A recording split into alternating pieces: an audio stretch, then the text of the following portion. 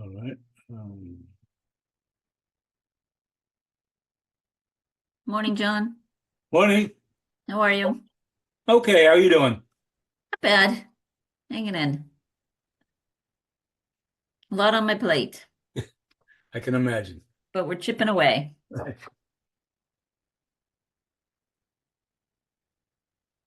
Whew. I have a daughter getting married at the end of September, so Oh, we've been that's gotta keep you busy. consumed with a lot. She lives in Chicago and the wedding's here on the Cape, so you can only imagine. Yes, I hope. Clock is Hopefully, ticking and final details are in full swing, so it consumes a lot of time trying to balance it all. yeah. We were lucky in that our son and daughter-in-law were well employed and a little older when they got married, so they Yeah, covered most of their stuff. I paid for the out-of-towner dinner, but they had almost everything planned. We had very little to do with it except they asked for some music suggestions, and that was right, it. right. I can't imagine what it would be like to plan one on the Cape. It must be overwhelming. Yeah. And in the beginning, it was a lot of, decision making and navigating, um, you know, uh, what tent company to choose, what caterer to choose, what, bands, and it's all of it. It was, yeah, because we rented an estate on Pleasant Bay. So Oh, a lot beautiful. of the other things fell on us to coordinate. But my daughter is just like fanatical. She was on top of everything. And we did hire what they call a partial wedding planner who kind of kept us on a rotation of a schedule, sort of, to just say, hey, you should be thinking about this. And with everything going on. So yeah, Yeah. so we're coming down to the wire. Yeah, and then, so you're going to be very busy. I know one of my sons. Ay, ay.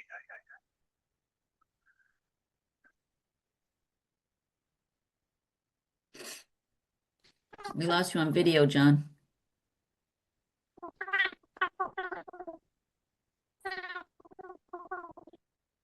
Oh boy, Comcast You is real squirrely right now. unmute, John. Yeah, Comcast is squirrely.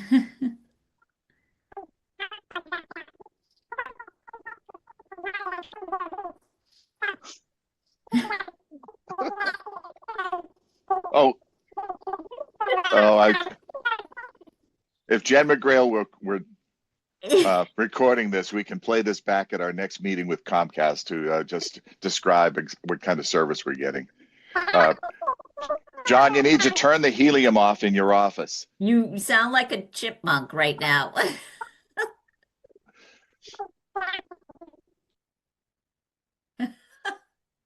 And there goes John. Okay, he's going to try to come back in again. Um, So, Embry, how are you feeling?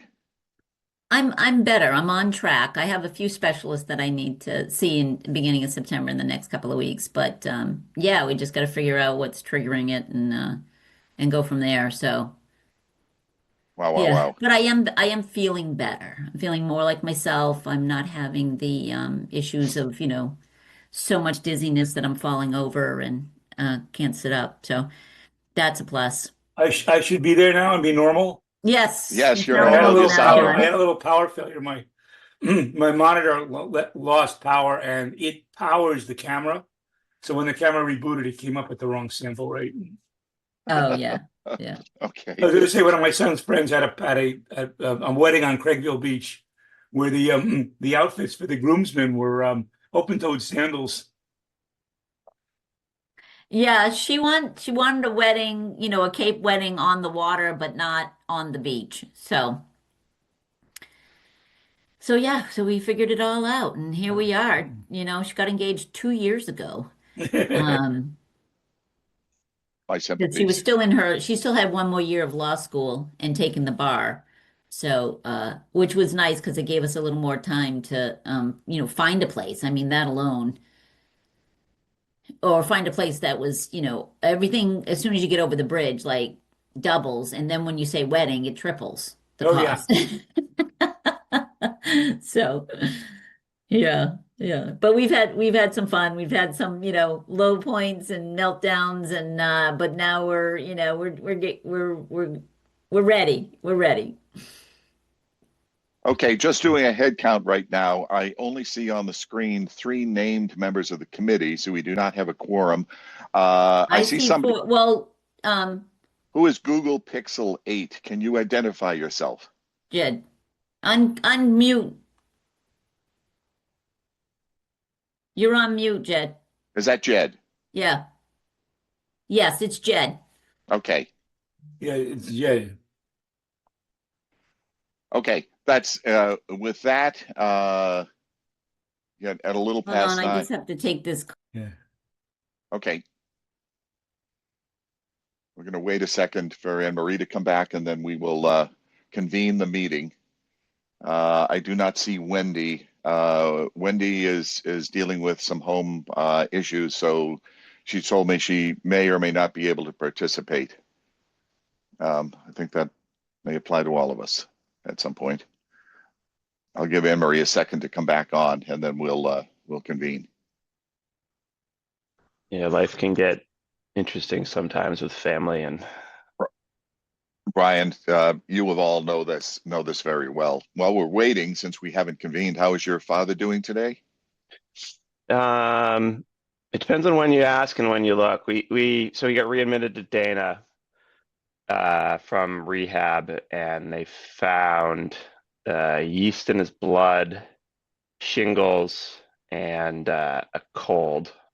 And so they started treating that, which is better because that's stuff they've seen before as opposed to stuff that they've never seen before, and 10 doctors need to weigh in and invent the treatment protocol for because they're going to publish a paper. Because that was just one doctor be like, you just need these drugs. Okay, cool. Yeah, You're in we for see 2 this weeks. all the Have time. fun. Yes, Yeah, exactly. he's like, I saw this on Tuesday. Yes. Okay. I don't know if Anne Marie is back. I see her camera is apparently on. I'm on a cell phone right now. If it crashes, I can get on Verizon if Comcast crashes. So I'm staying on the cell phone.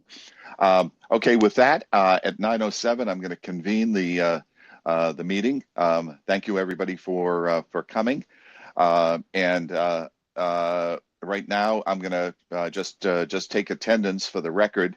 Bob Dwyer, Chair. Jed Johnson, Vice Chair, is here, and members Brian McCarter and John Frank, and our mentors, Anne Marie Sarunian from the Select Board. And we're also on Bourne Community TV and being recorded by Bourne Community TV. If anyone who is watching on television would like to participate, you can find the login information by going to the Bourne calendar, looking up today's date, finding the listing for our meeting, clicking on it, and at the top of the agenda is the Zoom dial-in coordinates. We do not have a telephone dial-in capability via this medium. But if you have any questions, we do not monitor the chat, unfortunately, so we need to see you on face and raise your hand, or either physically or use the hand raising function on Zoom. With that, I'm going to go forward, and without Wendy, our clerk secretary, present, I am once again going to defer any discussions of minutes. This meeting is being recorded by Bourne Community TV, and Wendy and our time available will endeavor to put together a set of minutes for this, which we can later review. With that, the next item is, Anne Marie, has there been any communications that's come into the town? Not as of yet. I did reach out to Mike from MBI. I haven't received a phone call back. I followed up with an email. So, and I will again try to reach out, and who knows, he could be on vacation. I don't know. But I did follow up with an email with a request. I did put some of the questions in that email. So hopefully, if I don't get a verbal response, at least we have some communication going. Okay. Well, we wait with bated breath. For the rest of the committee's benefit, it's a couple of weeks ago. I'm trying to remember. I think I texted you a list of 7 or 8 questions, specific issues. You put it in an email. In an email. Okay. Should we forward it to number 2 on Bede? just in case. Is there a number two? I mean, I'm Yeah, there was happy a to reach out different to number woman who two. took over after Jody took over old projects. Let me see if I Okay. can find the name from the last webinar. Yeah, just send it in the chat or send it Yeah, I'll dig through email. my notes. Okay, great. Okay, and I will find that email. Thank you for reminding me that it was an email, and I will circulate that to everybody on the committee for information only. Okay. Okay, I apologize again.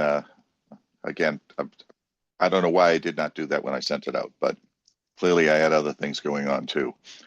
Um, okay, Karen Jenkins is the person's name, and she is the They've beat. always said the proposal box or whatever the active email for that phase goes out to everybody on that phase of bead. So if it's that's the email showing for benefit of the bargain. So I assume that we'll CC 6 people there if you want to forward and say, hey, see this. Okay. Okay, thanks, Brian. Okay, well, I'm going to go into continuing an old business. And again, Brian, I'm going to turn it over to you. I was hoping we would get some response back from Michael Baldino, is the director of the Mass Broadband Institute, for anybody listening online. That was the Mike that Anne Marie referred to. And I just got a little bit of tea leaves via public records. I got a 98% redacted email from NTIA saying there was some kind of discussion with NTIA and everything was redacted as pre-decisional. NTIA, since I knew the sender, though, told me roughly what was going on, and they were hashing out the what the scalability clause looked like. When it was saying how you got to get to speed over 4 years, they were just hashing out details on that. And there's been no changes since the last change to BEAD. So I'm assuming the way they changed it last time, met the NTIA's criteria. Otherwise, they would have had to publish a new BEAD NOFO and, reopen the round and start over because they were, if they're in gross violation or whatever. So I'm assuming that ends up in no change. NTIA just released another FAQ to the states. I've not read it yet, but other states are coming back with 94% fiber. So it's ending up being not the biggest change unless you had like extraordinarily high cost locations. So like some states are switching to satellite on their like mountaintop locations. So they don't have to run fiber up the side of a mountain and that kind of thing. So it's seeming like the states are all trying to do what's best for their state while complying with the rules. Just rumors that I've heard from people who will be end users in the state of West Virginia is exactly that scenario. They're going to have a much higher percentage that's going to be low Earth orbit satellite, mainly because of the mountain problem. They also have forest problem too. So a lot of the locations are not suitable for low Earth orbit satellite because the houses are deep in the woods. So I've seen some figures like even like 800 people can overload a satellite. So it's really good for like around the margins. Like, that one house that sucks. Perfect. Drop a Starlink, go to town. But when you start having a cluster of them, then you start looking at other solutions. Yeah. The density in West Virginia in the mountainous areas is very low. It's like in some cases it's like 200 people per square mile. So if they can see the sky, that might be a decent solution. If they can't, they're going to come up with something else. But anybody along a road that has telephone poles is probably getting fibered.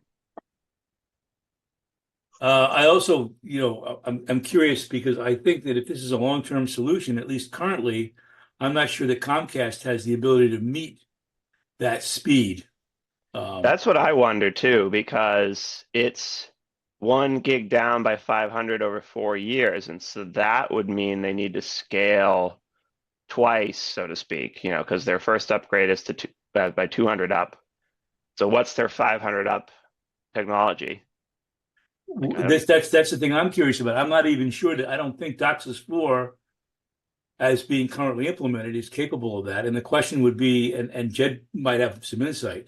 The question would be, would there, if they were to try to make the current infrastructure capable of this, would that cost exceed them just deciding to just go FT fiber to home, fiber direct? I would assume Comcast finds a way to squeeze into it. I just don't know what the technology is. So that's what I'm really curious for. Like, what's it called? What's the limitations? Which level of upgrade had to already be implemented to do this? Do they got to go to another one? I'm sure they've stated that they can, knowing their track record. I just don't know what the technology is that gets them there. So DOCSIS 4 is capable of 2 gig up. They just have to build out the infrastructure, mainly push the fiber closer to the home. And so how do they prove that speed? Because the scalability has quite a bit of narrative they've got to explain how they're actually going to meet it. Like, how do they prove it? Yeah, I guess you could do it on paper. You could just show. I don't know that you could prove it. Well, you can do also there's been lab tests. So those would be the only ways I could imagine you do it today, either a paper design or you can point to a lab tested cable labs. So this might be something you want to pepper MBI with, because that leaves them with a lot of discretion on the technology there, the narrative. And so, which in some ways is good, in some ways might not be. So Brian, just a request, could you put that into a succinct question and send that to Anne Marie to add to the list if she does start getting a response back from I MBI? might need Jed's help with that, because I'm sure I will miss something with trying to suss out gradients of the cable within major texts. If the two, That's fine. I was going to say is the thing is that if they were to push fiber very close to the home, and I mean real close, within like a couple 100 feet, it's technically absolutely doable. The question becomes for them what the cost is, and will they save enough money by doing that, or will they eventually have to pay for it? Because when the cable breaks down from wherever the fiber is to the home, what's it going to cost them in manpower? And they're going to have to figure that out. I mean, we know that the simple solution is go all fiber because their maintenance costs drop by a huge factor, but I'm not sure they're going to see it that way. And they'll try to do, and they'll do the bare minimum to meet it. They'll play Right. this is and like, oh, on paper we made these requirements, but it's not, it might not be, it might leave a lot to desired. So I think we need more. We need to know more robustly how MBI plans to do this, since I think the expertise of their technical director is more fiber. So that might be some area where they have a little bit of blind spot on where they can reach. So I feel like that's something we actually be able to add value just by asking questions. Right. Regarding the states that you said, I've already put out comments that still lean towards fiber. It's a political question. Are a lot of those red states? So no, it's tech neutral, but they've gone in depth about latency numbers, speed numbers, how this is over time, the ability to meet it. A lot of the language seems driven by ensuring that satellite is considered but ruled out when they definitely can't deliver. But I don't see why the same questions and the same language, or I don't see why the same language can't also be used to ensure the cable isn't being spread too thin. Right. The one thing also that might deteriorate the satellite reception at a critical time when there's bad weather, this is when satellite reception falls down. And imagine being in Nebraska during a killer blizzard and not being able to tap into certain emergency information because the satellite's being blocked by high snow intensity or high rain intensity. Or the wind has caused your dish to shift a little. There's numerous things that can happen. So and then they'll make the argument that as soon as the storm is over, they're the only ones up when all the wires are down. So it's yeah. Although again, 20 plus years of FiOS and Natick, we never had a fiber failure due to weather. The only fiber failure I had to do was with my box at my house, which had gotten so outdated that they said, "Oh yeah, no wonder why. It's 20 years old. We have to replace it." It's a little more expensive to do fiber, but it's lasting, it's good stuff. And if people want to be crazy and have a dual WAN router, you have fiber coming in and you have a backup going to the satellite, and you have a bullet, you have a maybe not apocalypse level bulletproof, but pretty much anything natural that would hit COD would be protected against. By the way, just one benchmark for everybody. I've got some dealings going on in Canada. I was talking to a person up there in a rural house, and they just switched from what do they call it? Rogers, which is Comcast Canadian, to Bell, which is AT&T. Fiber to the home, 2.5 gig up and down.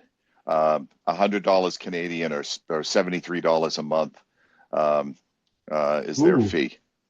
Yeah, just to let you know, in a really rural area. Yeah, so just a benchmark of what's capable. Right.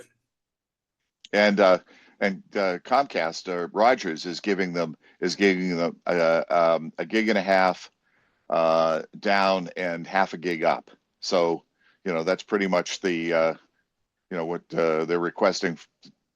Baldino's change is requesting of any of the applicants for a few years down the line here. I think that lets old EPON, some of the old EPON squeeze in maybe, but still fiber. You'd have to wonder whether or not the Canadian government isn't underwriting part of that. It's 100 is about close to the break even in some rough markets, so they might not be subsidizing it. Yeah, I never saw that when I was in the business, John. Yeah, I don't know. I did actually have some dealings with Rogers, but we used to uplink Boston television to them because it was very popular in Canada. And my impression of them was that they were definitely a bottom line based organization. That's why I asked that question. Yeah. Anyway, sorry about that. That's just another data point from kind of outside our sphere of any influence. Okay, with that, I'm going to draw the conclusion about BEAD to close. We have really nothing to add. Nothing has changed. We have no new information, and hopefully we hear back from MBI. And I'm going to move on to the other items on the agenda, and I'm going to go through these relatively quickly. There was a Mass Tech Cape Cod Tech Council meeting, and I wasn't able phone call to be on it. It's on my calendar, and I missed it. Brian, were you able to attend? It was a few weeks ago. Sorry, all the days are starting to blur together. I thought it was 2 weeks ago, and I was. I believe I was on it, and I think I recorded it too. Give me a second to go find my AI bot, and let's just postpone that a few minutes while I look up my notes. Okay. I'm overcommitted, sleep deprived, and doing my best. Without wasting people's time, I don't see any real activities or changes for the rest of what we have on the agenda. This is our standard agenda every time. I have not heard any activity virtually anywhere on any of these subjects unless anyone else has. I don't want to, again, waste time talking about subjects that don't particularly change or evolve much. Anybody want to nominate something on the agenda that needs discussion right now? Well, we were talking about whether or not we're going to ask for an annual review of Comcast, and I think that's on there. That's the only thing that was present, I think, that we could maybe do something about. Again, while I presume we're close to finishing the installation of the equipment for Bourne Community Television. Jennifer McGrail, if you could put something in the chat and let us know what the status of that is, we can decide. But I don't think the town council is going to recommend that we do anything to talk to Comcast until they fulfill their obligations under that particular term of the cable franchise agreement. That was the holdup the last time. Is that correct, Anne Marie? Yes, it is. Okay, so until we we have a sign off that the Bourne Community Television obligation is completely met, I don't think the select board is even going to entertain that. I think the minute we do get that back from Bourne Community TV, their board should send something to us and to the select board and say Comcast has fully met their obligations there, and then we can revisit whether we want to ask the select board for an annual review with Comcast. And that's not to say at our, next meeting when I do a committee report that maybe in a future agenda item, we ensure that Comcast notifies us at such time when the work has been completed and the contract is met. So I'll do that through my committee report at our next meeting. Okay. Again, once we hear from the user end, which would be Bourne Community TV, either Jennifer McGrail or potentially their board, we can then ask Comcast to Mike Gala to send us a letter back saying that they believe they've met their obligation. And then you can read that out at the select board meeting, and then we can decide whether or not an annual review is worthwhile. Or, excuse me, I'm hiccuping here. Or it might prod them along to give us more information on the installation of everything that they've promised through that contract, since we're not getting timely information back on that from MBI. Brian, I think that was July 16th, and Brian just sent me a text about that, and I think we have already discussed it. And without the minutes in front of me, I can't recall. So There was one, I'm rereading my AI notes, and there's one thing I didn't mention last time. There was a little bit of discussion of the one-touch make-ready bill that Steve Johnson went and testified for, and I said, yeah, we've all talked about that bill many times and have been supportive of that since it would, it was one of the few things that can move the needle on the Cape. So I missed that in the last discussion of that when we talked about what Baldino said about BEAD and the other BEAD related stuff. Right. Okay. Thank you for that. Does anyone else see anything else on this agenda that we need to discuss? Okay, with that, I'm going to just discuss when we should meet next. My guess is that the major piece of input that we're waiting for is communication with MBI. And I'll notify the board as soon as I have the conversation. With that, what I will do is, as soon as practicable after you get that information back, and it's something useful, I will call a meeting for the next Thursday, paying attention to the 48-hour notice, etc. Does that seem like a reasonable plan here? Yeah, Great idea. not much to discuss without MBI, so everything else kind of distraction from the bottleneck. Mm-hmm. Exactly. Okay. With that, Jed, I will be in touch with you when Anne Marie contacts me that we have had that, and then we will file an agenda appropriately, and I'll poll everybody about their availability. I especially want to catch up with Wendy if I can and find out, if there are time commitments during the day that are causing her problem. I know her husband has had surgery and is in rehab and has a number of other health-related obligations, and we can perhaps work around those. I would like her. Yes, Brian. So there was a recent, and more like housekeeping, there was a recent announcement by the Attorney General's office about everyone's meeting minutes needing to be better. so to speak? So do we need, for compliance, do we need to just rattle off the remaining items and just say like deferred? Like I don't quite fully understand it, but basically the intent was to beef up compliance around meeting minutes. So just rattle off the remaining items and say deferred or not being discussed. Right. So the whole idea was, your agendas, anybody reading an agenda should be able to understand what is going to happen within the meeting. And the meeting minutes have to reflect as well that if anybody was reading it without being present, they would have a full understanding of what was deliberated. Mm. So that was, Wendy she is fine. Okay. Yeah, So her no, notes sorry, are very around an detailed. agenda, But around in the this agendas too. situation, yes. So if And we on the want, agenda if too Bob, had to you be- want to just have a motion that we deferred, that we tabled the remaining agenda items, and that can be noted in the minutes, that's probably what we should do. Okay, so I'll do a formal vote on that. Yes. I don't, again, because I'm going off of a cell phone and I don't have the agenda up in front of me. I think we know it from heart, but Okay, so it's if from item if I can 4. make a recommendation for the motion, I would say, and I can't make the motion, but someone else can. I would say that motion to table agenda items 4B through um, Or I.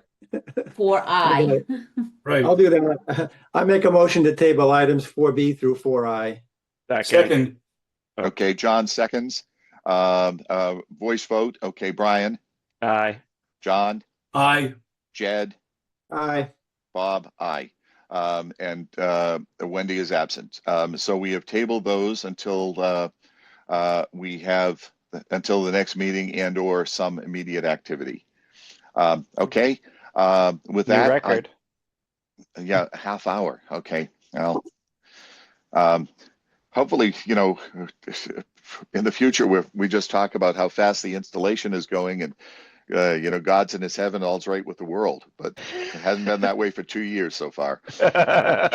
Okay. With that, I will entertain a motion to adjourn. So Brian moved. Mose, Motion. Jed seconds. Second. Okay. Going around, Brian, Aye. John, Aye. Jed, Aye. and Bob, the chair, aye. With that, at 9:32, in 25 minutes, we have completed a record short meeting. Okay, thank you everybody for your time and attention. And as I said, I will be back once Anne Marie notifies me we've had some activity with MBI. Okay, Thank you. everybody, the sun is out. Enjoy the day. Okay, goodbye, everybody. Aye.